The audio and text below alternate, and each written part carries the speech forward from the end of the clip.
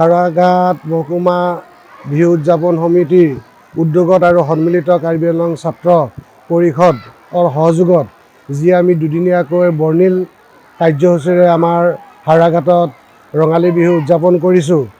ইতিমধ্যে আমাৰ প্ৰথম দিনাৰ আগবেলাৰ কাৰ্যসূচীখিনি প্ৰায়খিনি সমাপ্তই হৈছে। ৰাতিপুৱা আমাৰ পতাকা উত্তোলন আছিলে, পতাকা উত্তোলনস্থলীত আৰু লগতে সাংস্কৃতিক শোভাযাত্ৰাত আমাৰ আজি 5 সহস্ৰাধিক আমাৰ বিভিন্ন দল সংগঠন, বিভিন্ন জাতি জনজাতিৰ ব্যক্তিসকল একেলগে আমাৰ পতাকা উত্তোলনস্থলীত তেওঁলোকে সমবেত হৈছিলে। মই এই চেগতে তেখেতসকললৈ অশেষ ধন্যবাদ জ্ঞাপন কৰিছোঁ। এতিয়া আমাৰ পৰম্পৰাগত খেল ধেমালিসমূহ চলি আছিলে।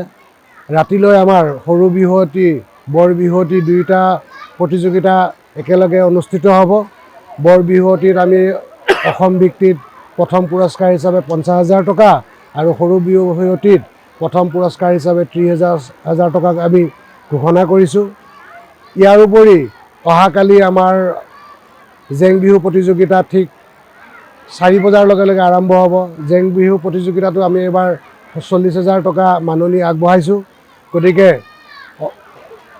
হাওৰাঘাটৰ লগতে সমূহ অসমবাসী ৰাইজক আমি আমাৰ অনুষ্ঠান ভাগিলৈ সাদৰেৰে নিমন্ত্ৰণ জনাইছোঁ।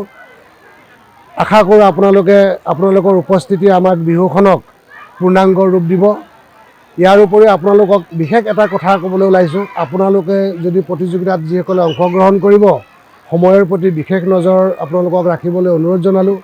সময়ৰ প্ৰতি বিশেষ নজৰ ৰাখিলে কমিটিয়েও বিভিন্ন ধৰণৰ সুবিধাসমূহ প্ৰতিযোগীসকললৈ প্ৰদান কৰিছে। গতিকে আহক আমি সকলোৱে বিহুখন একেলগে পালন কৰোঁ। আপোনালোকৰ সহায় সহযোগিতা আমি একান্তভাৱে কামনা কৰিছোঁ। ধন্যবাদ। আহক হাওৰাঘাট বিহুতলীলৈ।